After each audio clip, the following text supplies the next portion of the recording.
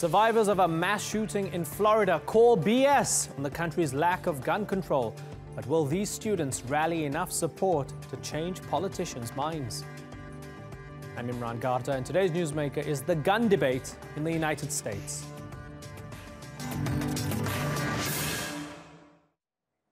After Nicholas Cruz allegedly shot and killed 17 classmates and teachers at Marjory Stoneman Douglas High School last week, President Donald Trump told the victims' families that he was there for anything they needed. Well, the survivors are calling for stricter gun control measures, which Congress has rejected for nearly 2 decades. To back up their demands, the teenagers say they'll walk out of classes and march on Washington. They promise that the Parkland, Florida massacre will be the last of its kind in America. But how likely is that, with the National Rifle Association continuing to pour tens of millions of dollars into the coffers of politicians? Natalie Pohonen reports.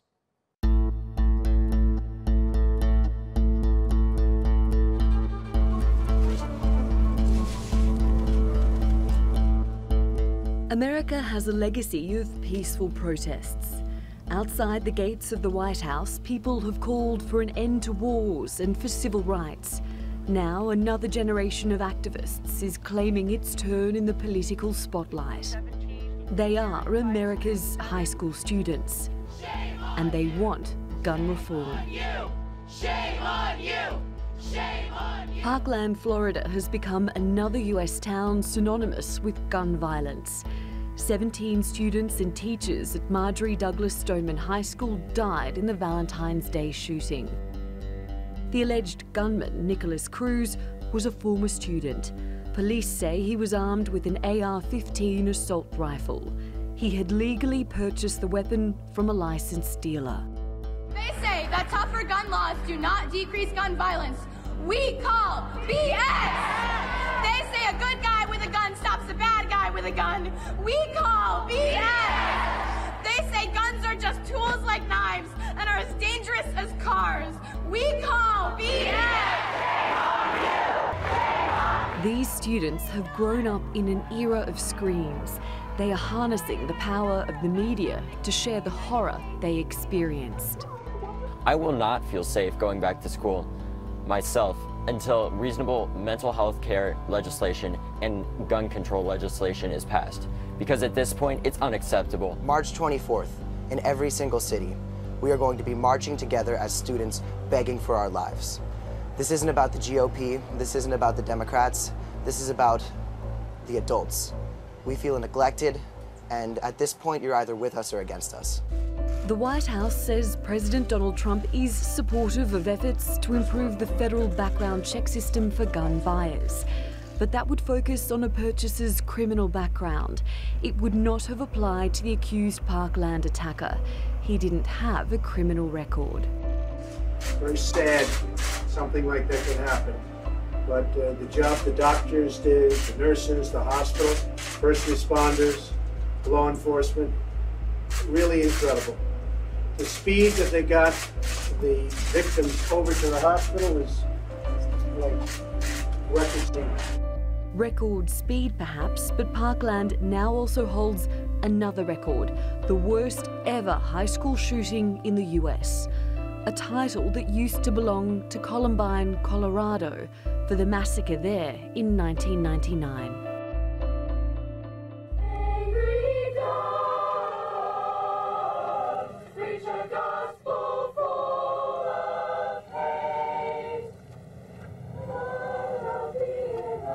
We know somehow that what happened to you has pierced the soul of America.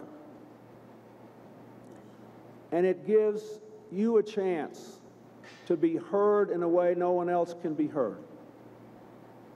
By the President and by ordinary people in every community in this country. You can help us to build a better future for all our children.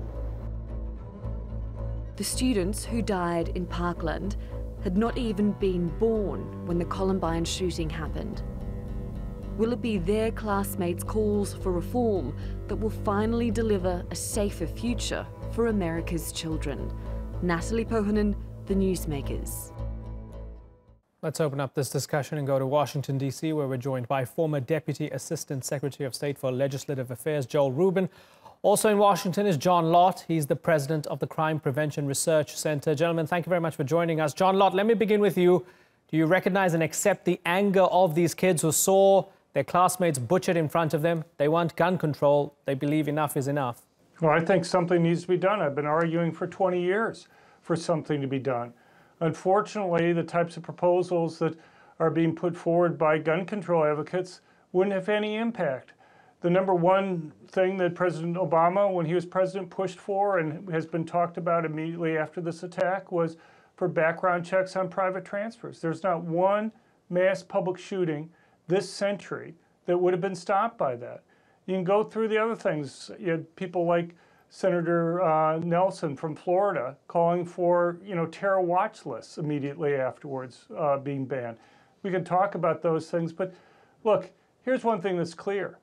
All the mass public shootings in Florida, including this one, have taken place in so-called gun-free zones where general citizens aren't allowed to go and defend themselves. 98% of the mass public shootings since 1950 in the United States have taken place in those areas where victims aren't able to go and defend themselves. We have about half the states allow, to varying degrees, staff or teachers to be able to carry permanent concealed handguns. There's never been an attack in any of those places that allow that. Okay. Instead of having a sign that says guns are banned, why not have a sign like we have in these other states that say, warning, staff and teachers some staff and teachers in these places are armed and are able to respond. So, Joel, this is at the heart of the debate, where John says, look, these happened in gun-free zones. And there's an argument to be made to say, well, why not have good guys with a gun there to prevent bad guys with a gun blowing up innocent kids? That's what I've heard before. It's at the heart of this divide in the United States. If you take away most of the guns, you're only going to leave it with the bad guys having the guns to massacre innocent people. Well, we've heard that type of argument for many years, and the gun violence continues to rise. And it's clear that the legislative solutions have not come forward to actually protect our children. We're seeing an outbreak of violence at a level that no other country in the West has experienced, frankly, throughout the world when they're not in active war. 30,000 gun deaths a year, it's just too many. And so the young people are speaking out. Now, I have 3 young daughters. I worry every day when I drop them off at school, will they be safe in school? No parent should have to worry about that. And one should not be hiding behind the Second Amendment as an argument for impotence and for not actually making hard choices legislatively. When I served in the United States Senate as a congressional aide, there were many debates about guns, and they never went forward. Legislation meaning to protect Americans was always killed in that body, and it's time for that to be changed. So, John, are you advocating for gun rights and the Second Amendment at the expense of children's lives? And I don't ask that glibly, because that's the argument that's been made recently to say that, well, these people are absolutists. They don't mind kids being shot up every few months, so long as they can cry Second Amendment, Second Amendment. Well, I mean, you've had me on your show multiple times in the past. I've never made a Second Amendment argument. I never make that. To me, the ultimate issue is one of safety. And, you have this violence, but the thing is, you can't ignore that this increased violence occurs in those tiny areas within the state where people aren't allowed to defend themselves. If you have a concealed carry permit in Florida, you can probably carry your gun in 97, 98% of the state. And yet in each of these attacks that they've had in Florida, they have in other places, they keep occurring in those tiny areas within the state where people aren't allowed to defend themselves. You look at other attacks, like the movie theater attack in Aurora, Colorado. There's 7 movie theaters near where the killer lived. Only one of those posted signs banning permanent concealed handguns. He didn't go to the movie theaters closest to himself. He didn't go to the largest ones. He went to the one that posted signs. You look at the Omaha, Nebraska mall shooting, or the Kansas City mall shooting, or the Salt Lake City mall shooting, or the Portland, Oregon mall shooting. You may have 8 enclosed malls. Only 1 or 2 in those cases will post signs. Where does the killer go? Right. He goes to the one that it's posted, but John, let me where ask people you, aren't allowed to defend and themselves. you make some interesting points. So let me ask you, are you comfortable with the idea that it was legal for the perp, Nicholas Cruz, to actually buy his weapon, even though there were psychiatric evaluations or there were recommendations of psychiatric evaluations in 2016, even though the FBI was checking him out and they had an eye on him? Maybe they messed up, maybe they didn't follow through, maybe they should have done their job properly. But are you okay with the idea that it was legal for this guy who was clearly problematic to actually buy his AR-15? Look, we already have laws on the books that weren't dealt with properly here. Did the FBI mess up? Yeah, it looks like it did. I mean, maybe we'll get more evidence later on, but it looks like this guy gave an unusually large number of red flags to go and indicate that he should be dealt with in different ways. I mean, the police went to his home something like 39 times for other types of complaints that were there, and yet he never was arrested, never put in custody for those types of things. But look, here's the problem, and that is, what's your backup plan? Okay. If you can't catch these guys to begin with, what do you do? Okay, so let's 60% of the mass public shooters. Okay, so let's ask Joe, right? So Joe, just because the FBI and other authorities were incompetent, it doesn't mean that the current laws on the books are not good enough. That's the point that John's making. Doesn't that check out? Makes sense, doesn't it?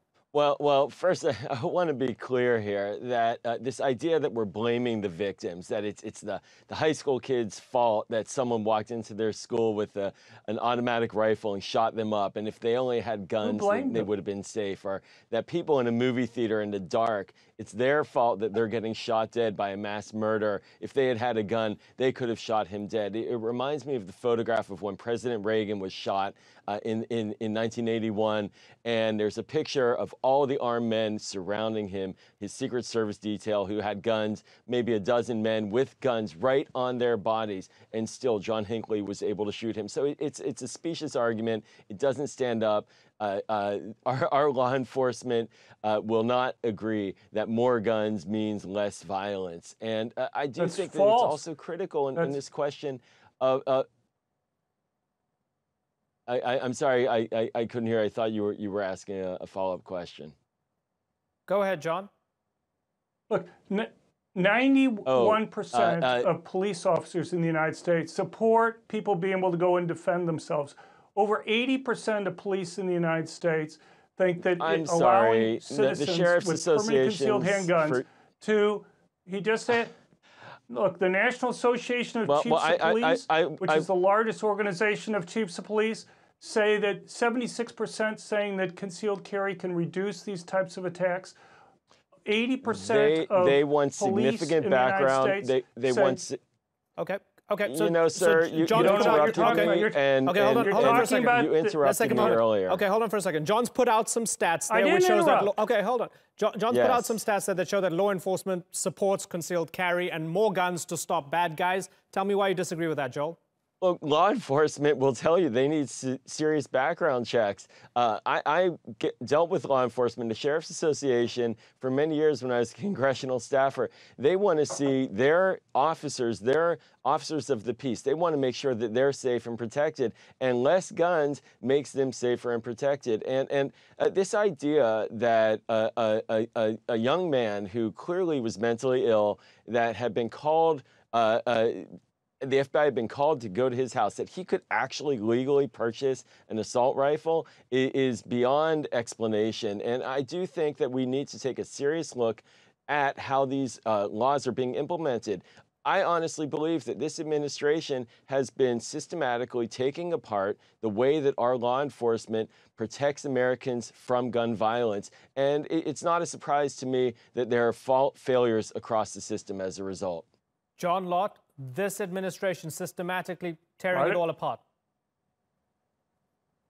Well, I don't know what changes he's referring to that they've made in terms of the enforcement of the laws. They've continued enforcing all the laws that are there, at least at the same rate that it was done. They're taking apart the laws. If you can tell me one law that they've undone, what law have they undone? Yes, a year ago, the mentally ill, a year ago in March of last year, increasing scrutiny of those who have mental illness was, which the Obama administration put in place, was repealed. Look, Okay, first of all, that law never went in place. That regulation, it never went in place.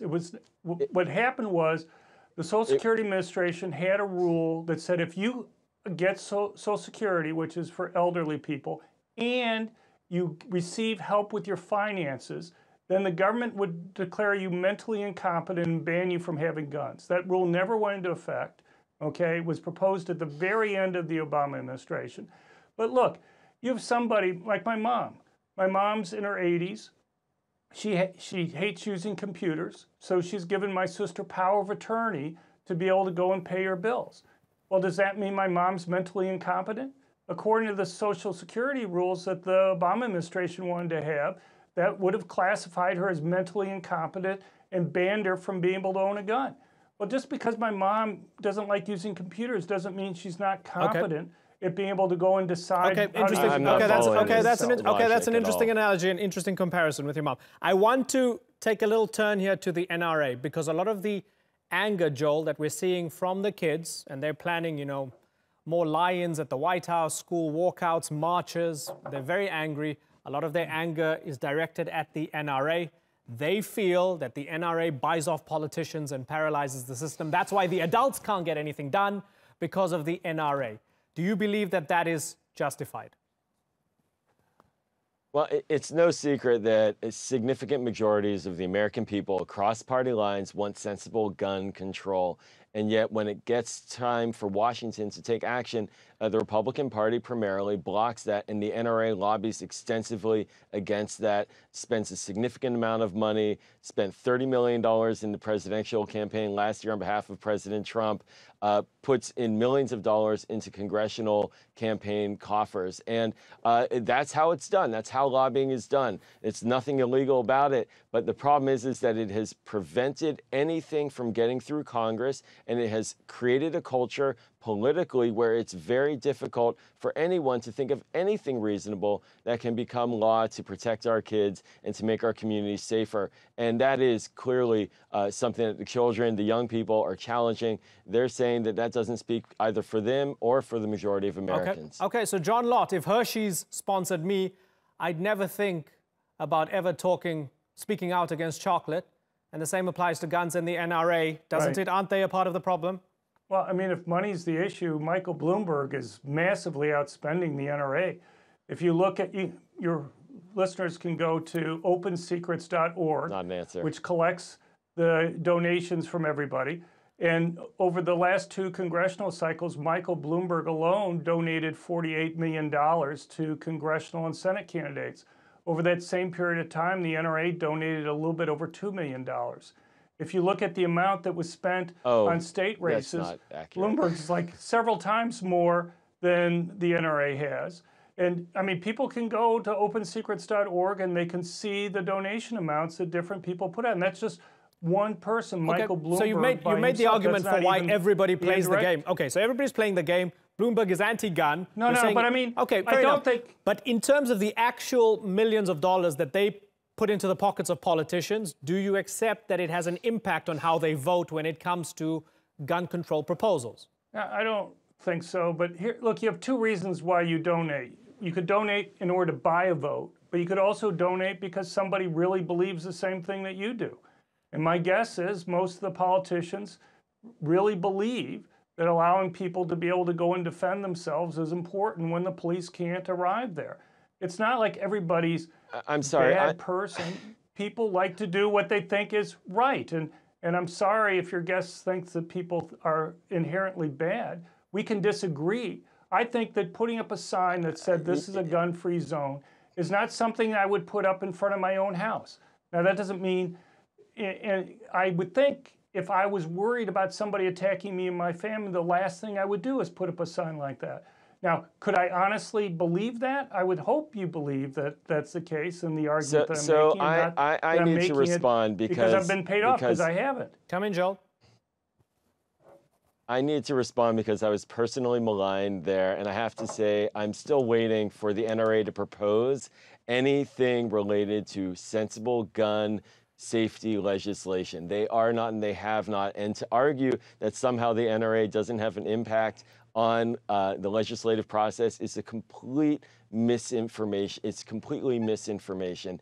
But it's a question he was asking, do they buy votes? Here's the thing. Or do they excuse me. give it to people who believe the same thing? You're demonstrating, sir, you're demonstrating the belligerence of the position that you're advocating, which is that you really do not believe that Americans are entitled to feel safe and secure, that they should not live in an armed camp, that they should not have security systems in every single school, in every single movie theater, in every single department store, in every single shopping center. That's ridiculous. Every American has the right to feel safe and secure in this country, and we should have rules that ensure their safety and security. Let me ask you a simple question. That would not violate the Second Amendment. Name me one place in the world that's banned guns that's seen murder rates go down. Just one place in the world, any place in the world that's banned guns and seen murder rates go down or even stay the same. Whether it's Chicago or Washington, D.C. in the United States, or Jamaica or Ireland.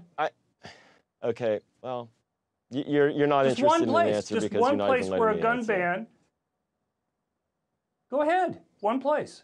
First of all, I am not calling for a gun ban, but if you compare the United States to our neighbor, to Canada, you compare us to a country that is just next door. The levels of gun violence per capita are off the charts in the United States as compared to Canada.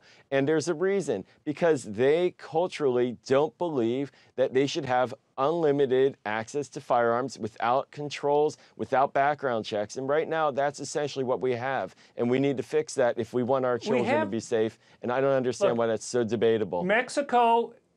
Mexico has even stricter gun control laws than Canada. They have only one gun store in the country, and you can only buy up to 22 caliber guns. And yet Mexico regularly has a homicide rate that's 4 to 5 times higher than the rate in the United States. 4 to 5 times higher. Okay, so Joe, address that. And it went up after they had the strict gun control laws. We're not living in a war zone. In Mexico, they had the gun control laws, their murder rate went up. They have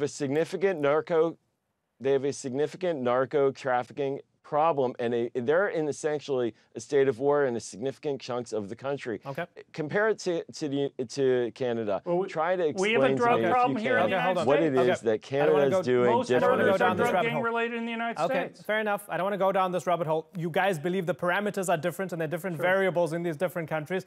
But you know, from my perspective, I wasn't old enough to cover Columbine, but I was old enough to cover Virginia Tech, Aurora, Newtown, now Stoneman Douglas High School. As a foreigner from the outside, it feels like we're going to be having this same debate the next time it happens, and we've got another name of another town or another school or another movie theater, and that depresses me. That's Gentlemen, right. Joel Rubin, John Lott. That's right. I thank you very much for joining us here on the Newsmakers.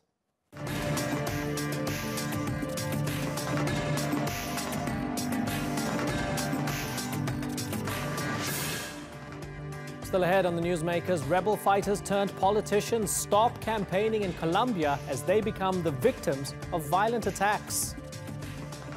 And Ethiopia declares a state of emergency after the Prime Minister resigns. What can be done to ease political unrest? It was a peace deal that earned Colombia's president a Nobel Prize. FARC militants laid down their weapons after 50 years of fighting, and the rebels formed a political party. But now the group's bid for public office has been halted. Protesters believe the former fighters, infamous for kidnappings and bombings, should be thrown in jail. And as their demonstrations got more violent, FARC leaders abandoned the campaign trail, saying they would only return if their safety could be guaranteed. Here's Annalise Borges. Desde hoy soy candidato a la presidencia de la República, representando a mi partido, la Fuerza Alternativa Revolucionaria del Común. It wasn't the welcome he was hoping for. The FARC, Colombia's newest political party, is struggling to convey it's no longer the country's #1 enemy.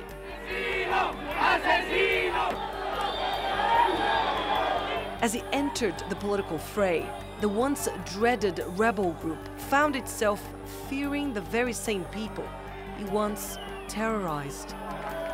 We're not opposed to protest.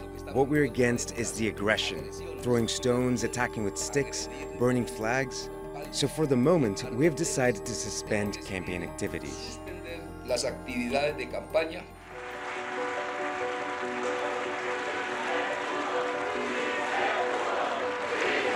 It was hailed as the beginning of a new Colombia.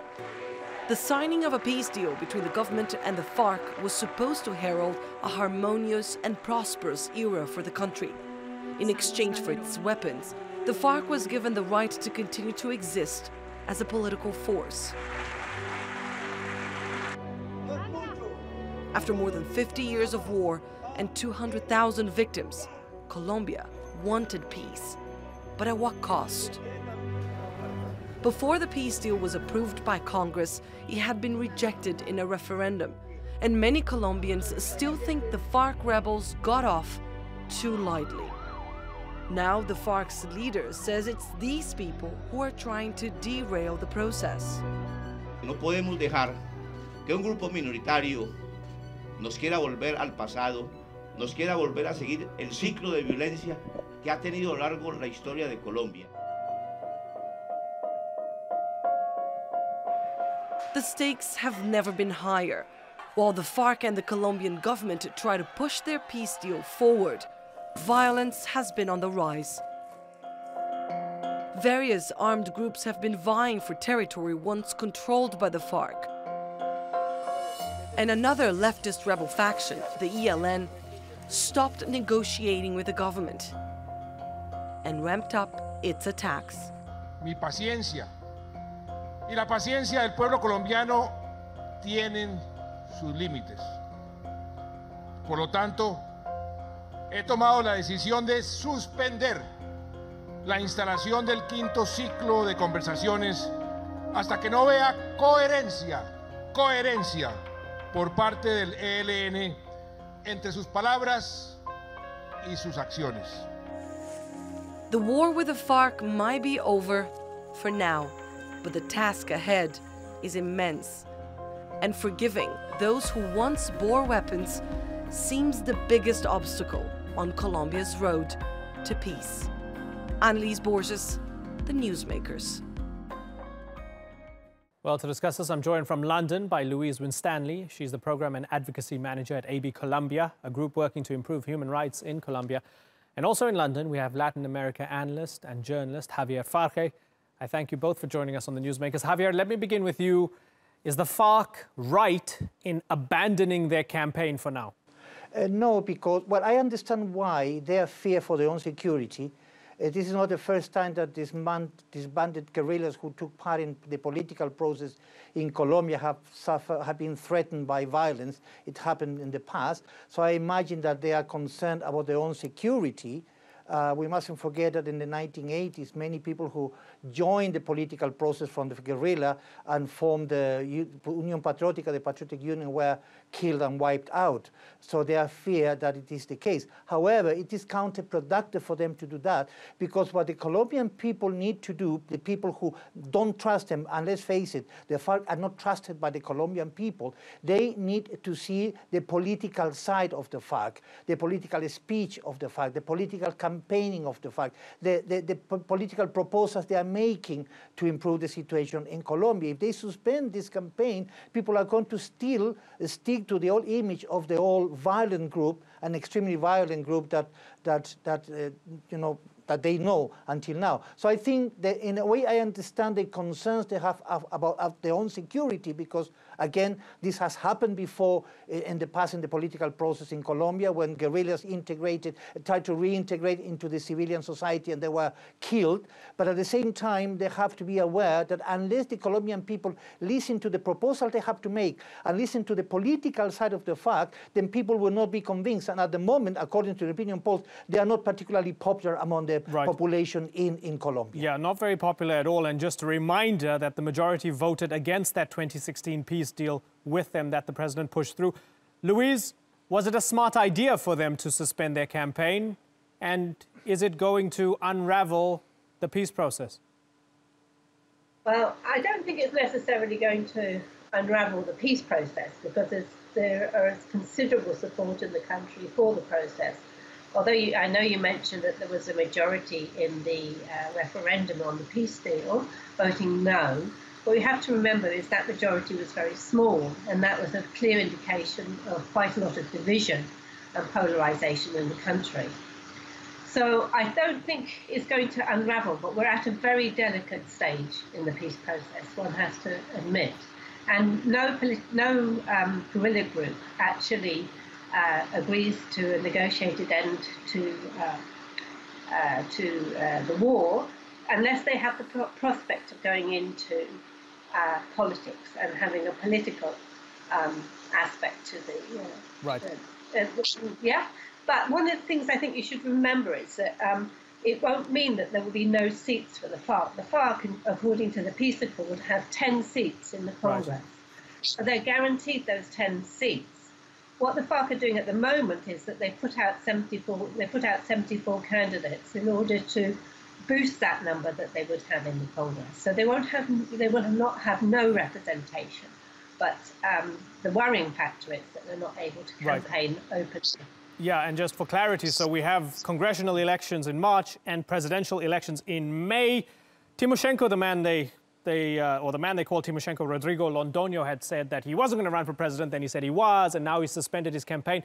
I want you, Javier, to have a little listen to former President Alvaro Uribe, who was against this peace deal. Have a little listen to him vis-a-vis the FARC. We can't allow Colombia to become a second Venezuela. Santos and the FARC shouldn't be dreaming about this going their way. We are going to stand up to this. What social justice has socialism brought to the world? None. Okay, so he's standing firm. He's been against this process. And I think partly some of the arguments that support him also add, listen, what did the FARC expect? 200,000 people died, right? There was terrible, terrible civil war. Did they expect to just be absorbed back into the political process and be welcomed with roses and chocolates? You know, people are going to pelt you with stones. People are going to attack you. You're going to be vulnerable like any other politician, particularly if you're the FARC. Is that a credible argument? Well, I mean, I understand that position. By the way, the threshold during the referendum was so low that you cannot possibly assess the fact that the majority of people in Colombia, in terms of the general population, would have been against the peace process. But that's by the by, because it is irrelevant now. The problem with President Uribe, who wanted to reach a peace agreement with the FARC, and he couldn't do that because he tried during in the early days of his presidency, it didn't work out, and he was particularly annoyed that Santos did it and he didn't, is that it would be a setback in the peace process. Now, the FARC have given up the weapons and they have handed over the arsenal. It would make it very difficult for them to go back to the armed struggle because they know that they have no possibility of success anywhere. One of the reasons why they decided to go to peace process is because they were losing on the military front, and they realized that they were not going to move any further than that. But at the same time, what they want to do is they want the Colombian people to see the political side of it. The 10 members of Congress that they will keep as a result of the peace process will be crucial, because they will be able to debate in Congress the political arguments they have to improve the life of the Colombians. The threat that it will become a second Venezuela is nonsense, and it's in a way silly, because it's a completely different context in Colombia. The Colombians will never vote for somebody like Chavez, and there's no Chavez in Timoshenko is not Hugo Chavez. So it is nonsense to compare that. But obviously, what they want to do, what Uribe wants to do, is use the shadow of Venezuela to frighten people, and that is absolutely dishonest on the part of Mr. Uribe. And if his party wins the parliamentary elections, they could be a setback in the peace process, and that would be bad for everybody. But no, I think the FARC were realistic, and they did not expect people to welcome them, with flowers and all that. They would be a subject of hostility. But they do not want to do is they don't want to be killed. They say one thing is to have the mistrust of the population, especially the urban areas, because they still have some popularity in some of the rural areas they control during the guerrilla time. They are extremely unpopular in the cities. They have to put forward the message, and they have to come out. They have have to live with the idea, they have to live with the fact that many people will not want them to, campaigning in the streets, and they have to make a political point rather than a violent point, and it's going to be difficult for them to do it if they suspend the campaign. Right. But no, I think they were realistic enough to know that people do not trust them yet, and they have to come up with a political message that will convince people they are serious about the changes in Colombia. Right. Luis, by the best estimates, 36 FARC members have been killed since the peace deal in 2016. Now, the interesting thing about it is that sometimes it's difficult to ascertain whether this is just sort of mob anger, mob violence, or that maybe there are coordinated campaigns to actually pop these guys off, right? Is it a combination of both? I think it's far more orchestrated than that. I mean, it's not just the FARC that have been killed. Human rights defenders as well have been killed. 92 defenders were killed last year alone. And the rate at which they're being killed in Colombia has increased rapidly since the signing of the peace deal. And these are people who generally support the peace accord and have supported the whole of the negotiating process. So I think that there are clearly people behind the killing, both of human rights defenders and also of FARC members.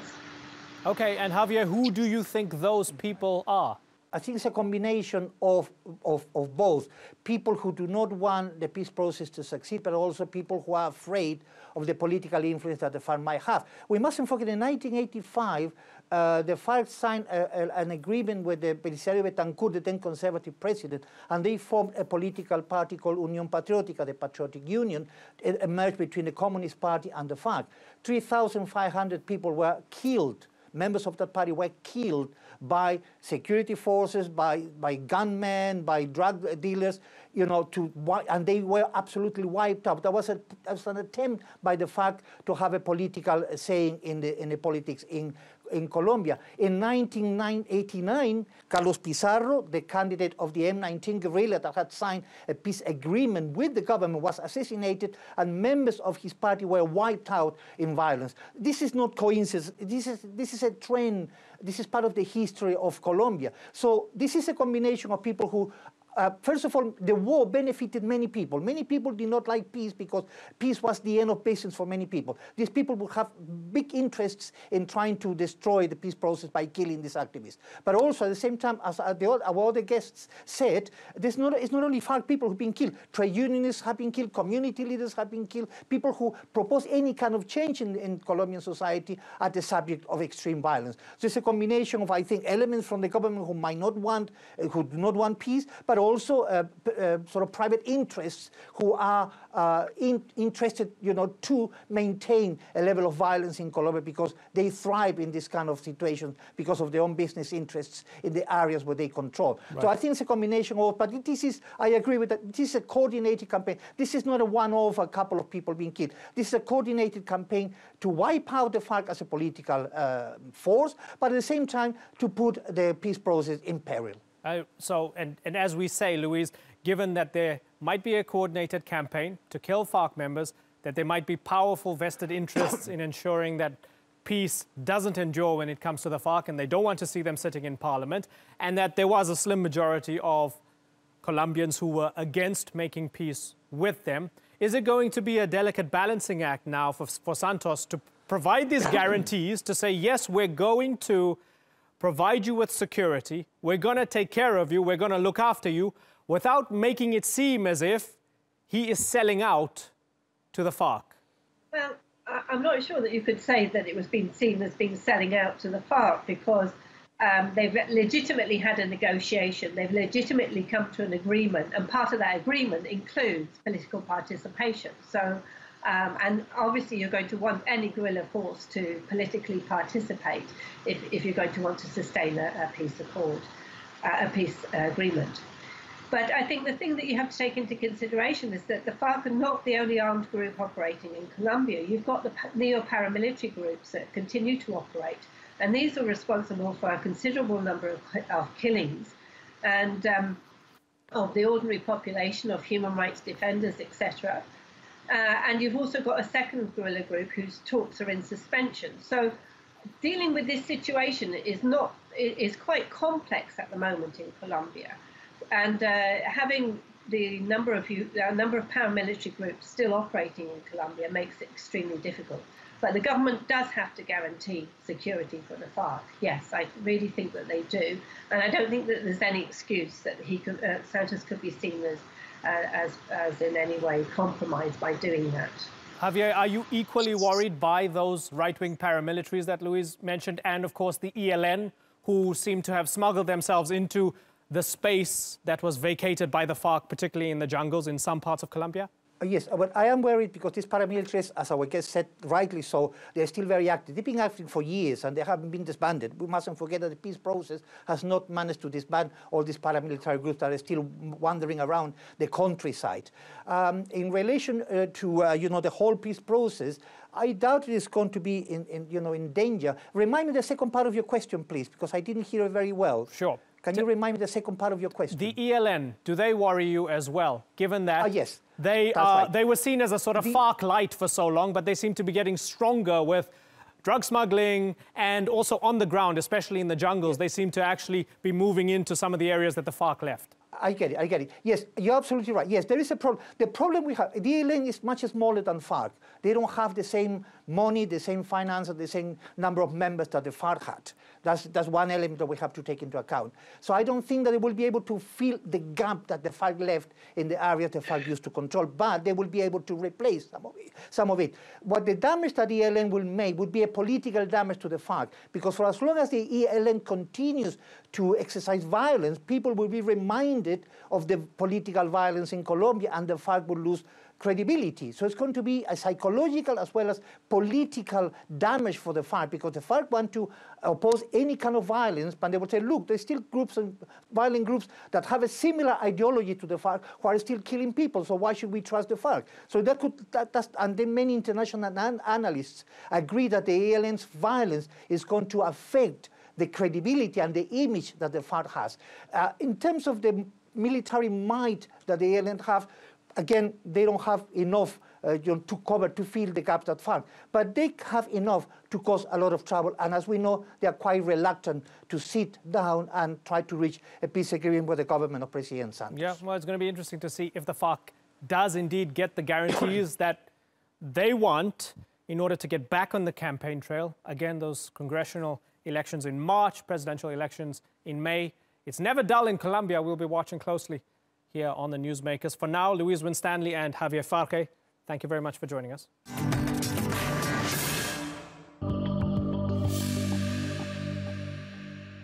Always as a normal, the very well-known crime with which the government accuses us is we are terrorists, actually. As you know, in this country, whoever asks or demands about his rights will be labeled as a terrorist, and therefore I was accused of terrorism. The Ethiopian government has imposed a 6-month state of emergency. Critics, like the leader of the Oromo ethnic group, say it amounts to a civil war and that it's a case of the powerful minority oppressing the majority.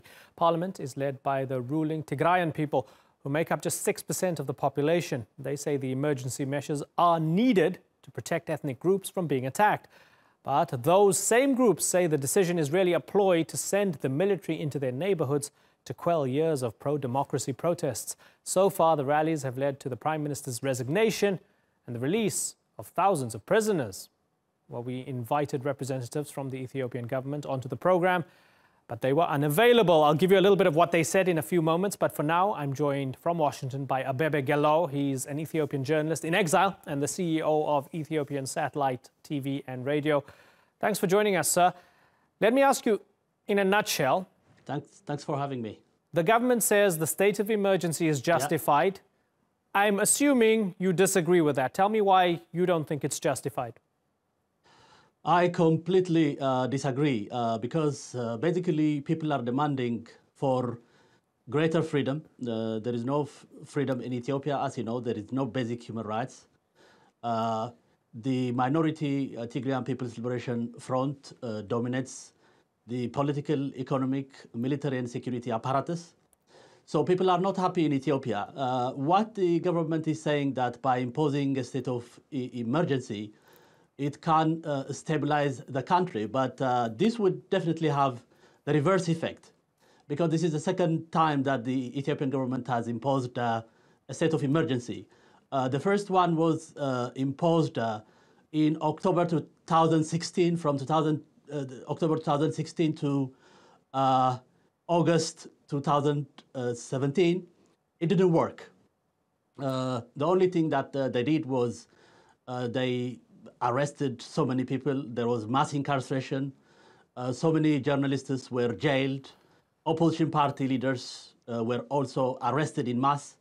So it didn't work, but people were not even intimidated during the first round of state of emergency. The second round, this one, came as a surprise after the Prime Minister resigned. The government had promised that it was undertaking reform, but it seems to be a reverse from what they promised initially, which is opening up the political space. Okay, let's listen to what they had to say to us. Now, as I say, we invited them onto the program. They declined. We got hold of the embassy in the UK. This is what they told us. They said the state of emergency was declared to protect the constitution and constitutional order, as well as ensure the security and stability of the country and ensure freedom of movement and the rights of citizens to live wherever they choose and to build assets. The government of Ethiopia remains committed to ensuring all fundamental human rights are observed as stipulated in Ethiopia's constitution. So, Abebe, they're saying you have a constitution, they're abiding by it, they're protecting everybody's rights. Why don't you believe them? Well, there is definitely a constitution on paper. They have been violating this constitution since it came into force in '94. What they are trying to say is that, they are trying to restore a constitutional order, but there was no constitutional order in the first place. Like I said, the constitution has never been implemented. Basic human rights have been grossly violated in Ethiopia. The government is terrorizing its own people.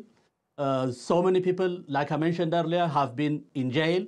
Some of them have been released, quite obviously. But what they're saying is, totally false. In fact, what's happening in Ethiopia is the fact that the Tigray People's Liberation Front, which is a minority ruling elite, is trying to impose its will on the government, which it seems to be losing control in the last few months. That's exactly what's happening. And do you believe that the Oromo people and the Amhara people, if we put them together, they form, I guess, the majority of the country? Do you believe that they are under the heel of the Tigrayan people? I do not believe that that's the case. Both Oromos and Amharas have been demanding for greater rights. They would like to have a fair share in the country. Nobody wants to dominate others except the TPLF, which has been dominating Ethiopia for the last 27 years. What we need in Ethiopia currently is reform, not restrictions, as even the Americans have said. The US government, as you may well know, have rejected this state of emergency. The European Union has also rejected it. So many countries have been voicing their concern on the reimposition of this state of emergency because people are demanding for their freedom. You have to give them instead of curtailing freedom, imposing this draconian law and state of emergency, which is, in other words, military rule without the constitution. This state of emergency basically suspended the constitution because the constitution guarantees at least basic human rights. According to the new state of emergency, nobody has a right to free expression, freedom of assembly. You cannot express your concerns or air your grievances. So I really don't know which constitution they are talking about. Do you think the Prime Minister was forced out? Definitely, he was forced out. We had the information earlier. We were not surprised that he resigned because the TPLF was pressuring him to resign, and they wanted to put in place another of their own stooges. But it seems that that may not be the case because the Oromo People Democratic Organization, which is another ally of the TPLF, and the ANDM, which is the Amhara National Democratic Movement, have been rejecting the domination of the TPLF, even within the ruling party. Now, you're in exile. What needs to happen for you to go back home? Whether it's in the form of somebody new as a prime minister that you would trust, or some of the measures that might be taken by this government. What do they need to do for you to trust the system enough to say, okay, I'm going to leave Washington, D.C., I'm going to get on a plane, I'm going to go back to Ethiopia, I'm going to be a part of my country again? You know, people like me are not just demanding change in the faces of the prime minister, you know. That will never fundamentally change the basic problems. We need to have a guarantee for basic human rights in Ethiopia. People have to be able to freely express themselves. They have to freely organize. They have to protest if they want to, or if they have any grievances. So if the government respects its own constitution, that would be the guarantee. But like I said, since the constitution came into force, it has never been respected by the very people who have written it. So the guarantee should be the constitution. If they respect the constitution and people have basic fundamental rights respected, not only me, but so many Ethiopians in the diaspora can go back and rebuild their country. But this doesn't seem to be happening right now, despite the fact that the government is promising reform. We have never seen reform so far, except the release of some prominent political journalists, political prisoners. Abebe Gallo, I thank you very much for joining us here on the Newsmakers. And that's all for this edition of the Newsmakers with me, Imran Garda. You can check out more of our stories on YouTube, Facebook and Twitter. Remember to like, follow and subscribe. Next time, nearly 500 suspected Boko Haram terrorists are released due to a lack of evidence. But before they go home, Nigeria says they must first be rehabilitated. What will that entail? Until then, thank you for watching. Bye-bye.